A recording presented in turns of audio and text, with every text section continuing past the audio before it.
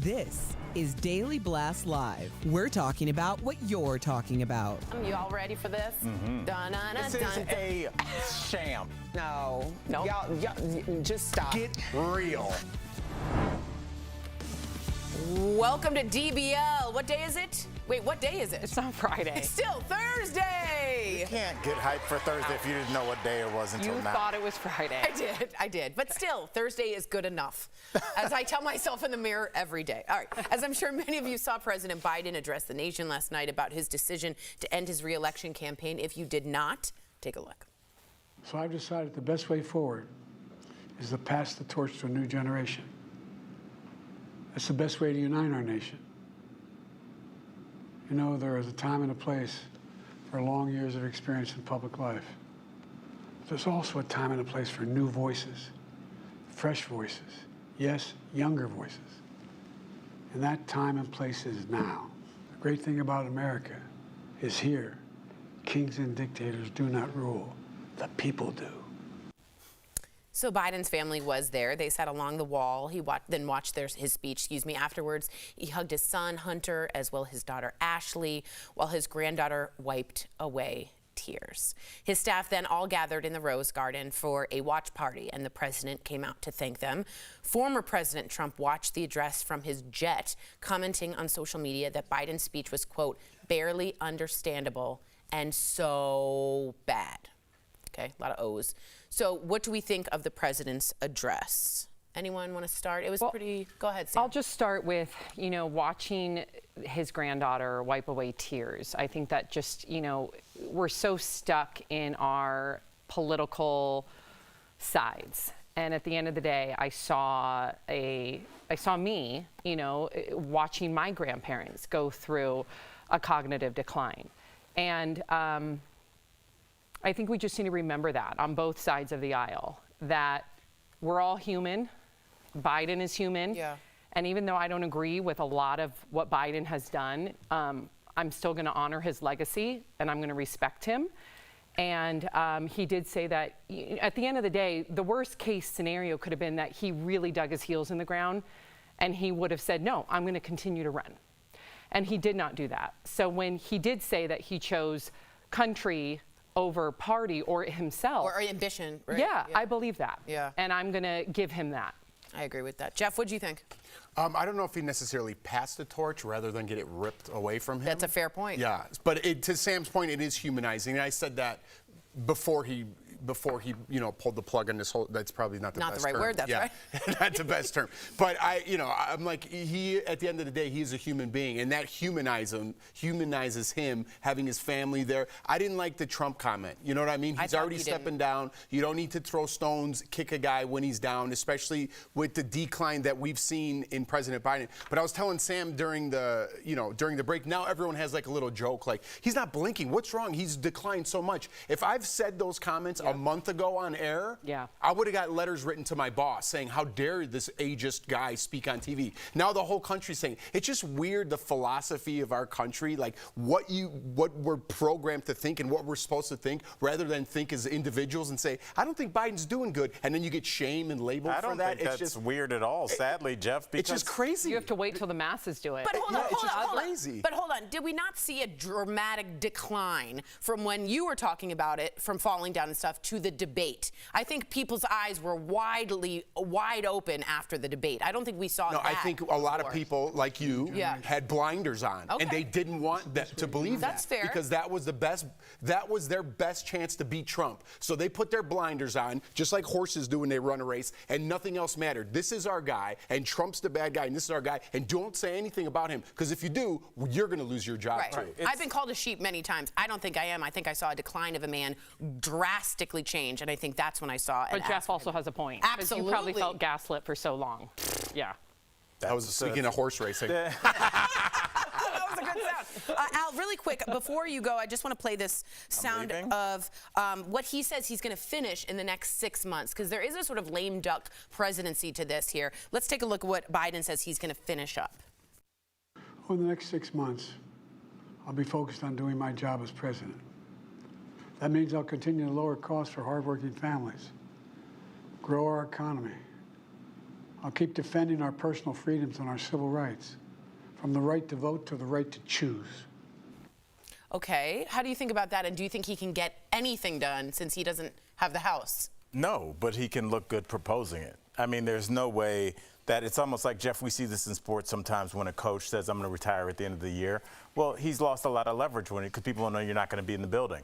But in this case, when you're talking about a president, you can suggest and promote progressive platform ideas that VP Harris can now run on. So, you know, I think what he can provide, which is important, is the reassurance that this is the party of the people that were planning to vote Democrat, the few imaginary people that are on the fence. I don't believe they exist.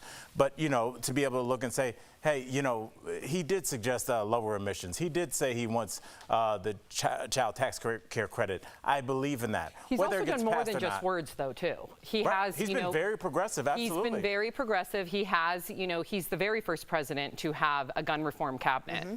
And, you know, that committee alone is working tirelessly every single moment of every single day trying to push for common sense gun reform.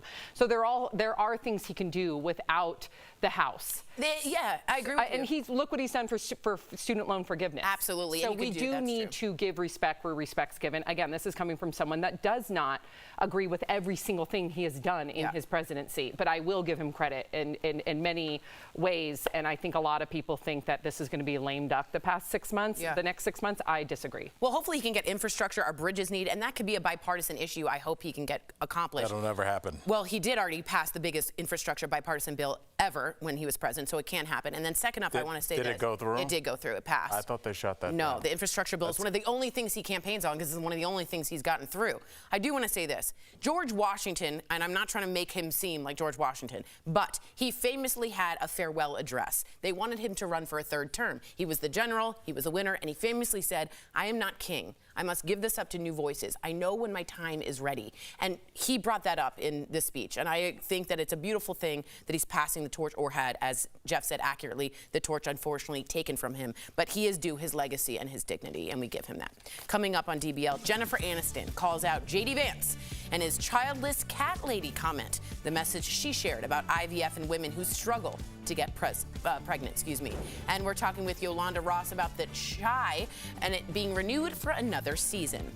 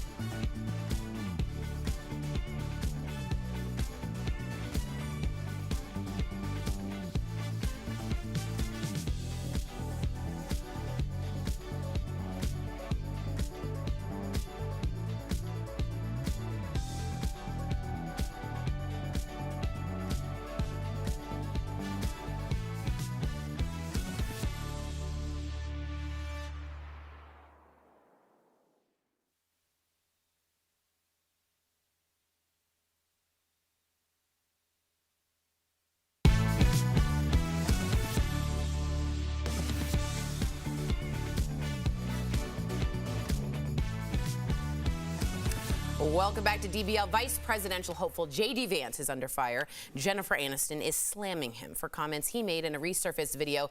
And I want to make this clear. This is from 2021, talking to Tucker Carlson, that's gone viral. Take a look. That we're effectively run in this country via the Democrats, via our corporate oligarchs, by a bunch of childless cat ladies who are miserable at their own lives and the choices that they've made, and so they want to make the rest of the country miserable too. And it's just a basic fact. You look at Kamala Harris, Pete Buttigieg, AOC, the entire future of the Democrats is controlled by people without children. And how does it make any sense that we've turned our country over to people who don't really have a direct stake in it? So just a quick note, Pete Buttigieg has 2 adopted children and Kamala Harris has 2 stepchildren. Anniston responded to the clip on Instagram saying, quote, "I truly can't believe this is coming from a potential VP of the United States." She goes on to say, "Mr. Vance, I pray that your daughter is fortunate enough to bear children of her own one day. I hope she will not need to turn to IVF as a second option because you are trying to take that away from her too." Wow, this has really riled a lot of people up. I don't have cats, but I'm a childless lady. What do you think of this? This is how he apparently sees women without children. No, please, go ahead, Al. It's foolish. Look, there are 2 tents, Democrat and Republican. You're trying to bring people into your tent. You're trying to say things like, hey, especially when you're coming off the heels of unity, you're like, we're not the same old Republicans. We're not going to be talking like that. Everybody's welcome, black, gay, straight. They said this. And here we are less than a week and a half out. But he said this a few years ago. This isn't current. This is resurfacing now. So should he denounce it? He can't. The thing that has worked with this party is to never apologize. When you apologize, you're done. There is a weakness in that by a lot of their constituents, and so he's got to stand by it, but he's kicking people out of the tent. There are people that want to vote Republican that don't have any kids, and I'm sure they're offended. Maybe this might cost them a vote or force them to stay home. He did apologize for all those mean things he said about Trump, though. He has gone back and apologized, which is interesting. I do want to show you what Pete Buttigieg said on CNN about this. Go ahead, take a look. The really sad thing is he said that after Chasten and I had been through a fairly heartbreaking setback in our adoption journey. He couldn't have known that, but maybe that's why you shouldn't be talking about other people's children. Wow. I also want to bring this up and then get your opinion, Jeff, but this is one cat lady I think we might want to count on. Let's take a look who I saw as a good answer to this. This is Time Magazine cover of the year. This is Taylor Swift holding her cat. She is without children and can get us an enormous amount of votes. I think if you piss off the Swifties, you've pissed off the wrong people. Is this what you've been sitting on? Yeah. No, I love that you did, because before you called to that meme, so just pull the curtain back, we were in a meeting and Tori was very top secret about something she wanted to bring up. I thought that would go over so well. It did. I actually was going to bring up Taylor. No, it did, because she brings an enormous amount of votes. She does, and she is, in my opinion, a great example to young voters out there. So I was going to bring her up. I'm glad you went one step further. But she was like, she thought she was Johnny Cochran holding the glove. Like she thought she was going to post that on Instagram, and like Pete Buttigieg was going to call her. Yes. Let's just I thought about it for days. Let's do it so that you can cut it for Instagram. Look right into camera one and just stay that line. Okay, ready? Yeah. Wait, zoom in a little bit. Okay, ready? I think I know one cat lady that would be upset with that. Take a look. Are we going through the whole thing? No. Now close it. Okay. Now close it. Now that cat lady, now that cat lady will bring you a lot of votes. That was worse than if you pith off a cat lady, you're going to pith off the world. She was giving it her all. I was so nervous. I could tell. It was 3 days of rehearsal. I didn't even know that was the thing until you said it. I made reels. Time to go? I've tried to make stories of this. I saw how nervous you were. That's what gave it away. I'm schwitzing. Coming up on DBL, our interview with actress Yolanda Ross. She's telling us what it's like being part of the hit show The Chi. And get ready to shop. We got some great products in today's Deal Blast, including earbuds and a fancy workout gadget.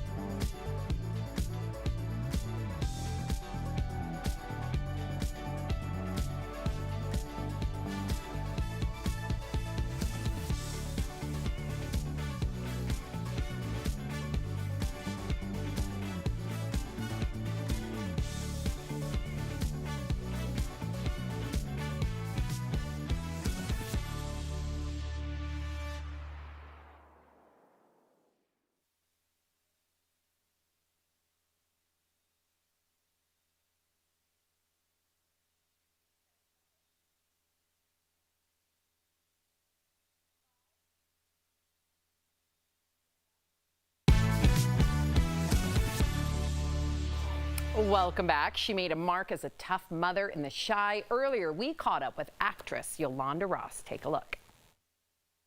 Please help me welcome Yolanda Ross. Hey, everybody. Yolanda from The Chi. Did you ever hear that song? Yeah, ooh, Yolanda. You ever hear that song, Yolanda? I know that song. It's about her. You're a good actress. You have not. All right, let's get to this, Yolanda. First, we hear your parents are part of DBL Nation. We want to give them a big shout out. So shout out to your parents. There we go. All right, so we also heard you have a big birthday coming up. I was just in Mexico for a birthday, but how will you be celebrating? Mexico? You know what? I have no idea, but with friends. That part I do know. We've been talking about Kamala Harris this week, and we know you've been actually spending time on Capitol Hill, and you're actually a presidential convention delegate with the Creative Coalition. First of all, mazel tov. That's amazing. Explain to us what that means, though. That's a good question. Well, you know what? This is my first time. So I know that I will be helping out with speaking to women, Democratic delegates and women that are up for being voted. Like, I'm not making any sense right now. I'll be there. I'll be partying. I'll be celebrating. I'll be helping people, support women, Democratic Candidates? Delegates. Yeah. Candidates. That's the word. Candidates, delegates. Whew, it's all new to me. When you put presidential in front of it, I just went blank. So I was like... I mean, there's a lot to digest, especially in the past, just few days. Yep. But we still appreciate you. And I just have to tell you, sis, congratulations, because The Chi got picked up for its 7th season. Yes. We talked about season 4 during your last visit, but we didn't talk about something that you and I discussed on my podcast, and that was the decision to cut your real hair after your character was diagnosed with cancer. So was that a difficult decision to make? It wasn't. I actually didn't plan on doing it at first. And then when it came down to it, there were conversations, and our hair person at the time had lost 2 sisters to breast cancer. I had been dealing with, Equal Hope and the TC Joyner Foundation, which are organizations here in the South Side of Chicago that help women of color on that journey. And when they asked me, I was just like, hey, yeah. And that's how I found out I have all this. Because when it grew back, I was like, why is my hair? Oh, I have all that here. Right. Okay.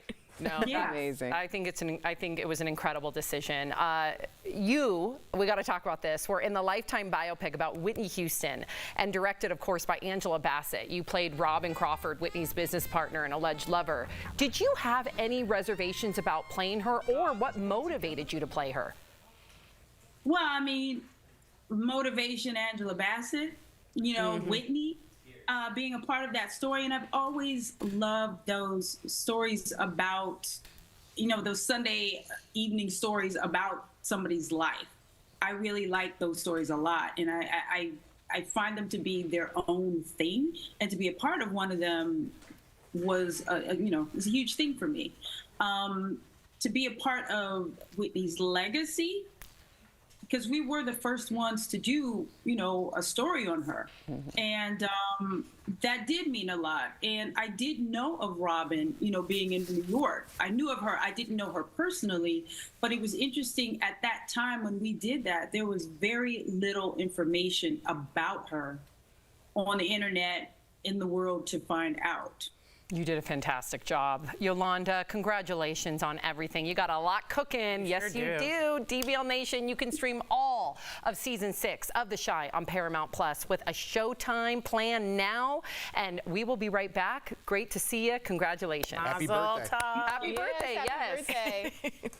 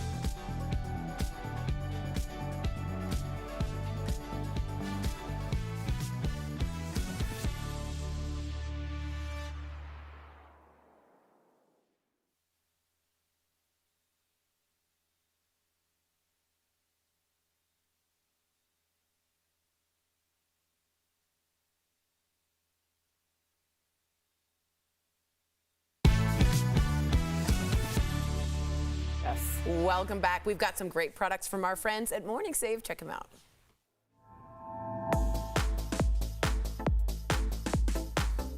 Steph, what do you have for us today? I want to go shopping. First up, we've got the Soundbound TWS rubberized sports earbuds. Not only can you listen to hours of music with these, but you can also answer or reject phone calls and control your music without having to get your phone out. We have to put a doorbuster deal limit on them of 3 per customer. Normally they're $50. Okay. We've got them for just $10. That's saving 80%. I want the blue and the pink. Now check out this. This is the Home Track Mini Stepper Twist Stool with a resistance band. This is a multi-functional mini stepper which will help you strengthen, tone and stretch in the comfort of your own home, Tori. Whoa. So there is a display screen on here. What? That will show you your count, your time, how many calories you've burned. Are you kidding? Normally this is $170, Tori. Okay. We've got it for $49.99. That's saving 71%.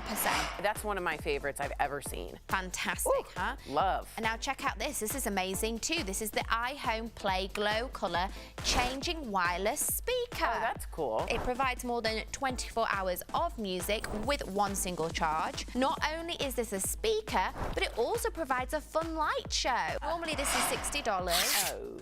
We've got it for $24.99. That's saving 58%. And it's a great brand. iHome is fantastic. I trust them. This is our last product today. It's the 2-pack Atomi Wi-Fi LED sconce lights. What? They will instantly brighten up the outside of your home with over, are you ready for this, Tori? 16 million color options. Normally these are $180. Ooh.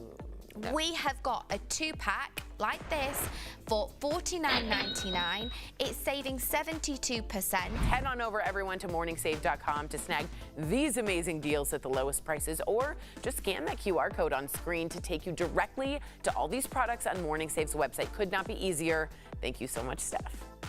I thought those light sconces would be good for you. 16 million different color combinations available. Yes. Do you think I haven't already inquired about those sconces? I bet they're Yes. gone. Are they gone? gone? This thing figures out a way to take all of it. That's right. Are they in before your we trunk? can. No, you take them. That's a Tori, trope, you've been and you're the one literally taking caught it. red-handed. That's a trope about me, and it's really We about have you. pictures. Okay. Bye, guys.